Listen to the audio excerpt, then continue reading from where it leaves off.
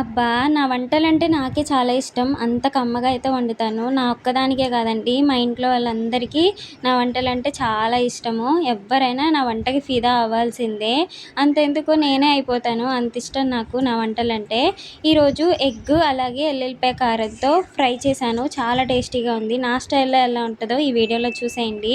ముందైతే స్టవ్ వెలిగించుకొని కళాయి పెట్టేసుకున్న తర్వాత కాస్త ఆయిల్ నేను ముందుగానే ఆనియన్స్ అలాగే మిర్చి, కొత్తిమీర, వెల్లుల్లి ముద్ద, బాయిల్డ్ ఎగ్ అయితే ఉడకపెట్టేసి మధ్యలో కట్ చేసుకొని పక్కనైతే పెట్టేసుకున్నా. ఇప్పుడు ఆయిల్ హీట్ ఎక్కిన తర్వాత దాంట్లోకి ఆనియన్స్, మిర్చి వేసేసి కాస్తంత జీలకర్ర వేసి ఆనియన్స్ మగ్గడం కోసం కాస్త సాల్ట్ కూడా వేసేసి ఒకసారి అంతా మిక్స్ అయ్యేలాగా కలిపేసుకొని మూత పెట్టేసి కాస్త మగ్గనివ్వాలన్నమాట.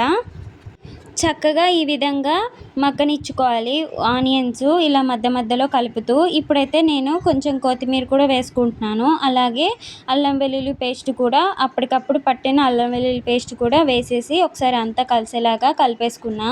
మూత పెట్టేసి ఒక 5 నిమిషాలు మగ్గనిచ్చాలి అల్లం వెల్లుల్లి పేస్టు. ఆ తర్వాత అయితే ఇప్పుడు దాంట్లో వెల్లుల్లి ముద్ద అయితే వేసేయాలి. ఎలా చేసుకోవాలో మీ అందరికీ తెలిసిందే కదా, వెల్లుల్లి కారం. అలా చేసేసుకొని దాంట్లో ఆనియన్స్లో వేసేసుకున్నాక ఒకసారి కలిపేసుకొని ఇంకా సాల్ట్ సరిపోలేదనేసి నేనైతే సాల్ట్ అయితే యాడ్ చేసుకున్నా. ఇప్పుడైతే బాయిల్డ్ ఎగ్స్ కూడా ఇలా మధ్యలో కట్ చేసి పెట్టుకున్నా కదా, అవి కూడా వేసేసి ఫైనల్ టచ్ అయితే కరివేపాకు వేసేసి ఒకసారి అంతా కలిసేలాగా కలిపేసుకున్నాక మూత పెట్టేసి ఒక 10 మినిట్స్ అయితే మగ్గనిచ్చాననమాట. నిజం చెప్తున్నా, ఎంత కమ్మగా ఉందంటే చాలా బాగుంది. ఇలా వేడివేడిగా అన్నం పెట్టేసుకొని ఇలా ఎగ్ ఫ్రై పెట్టుకొని తింటే చాలా బాగుందండి. లైక్ ఏంటి.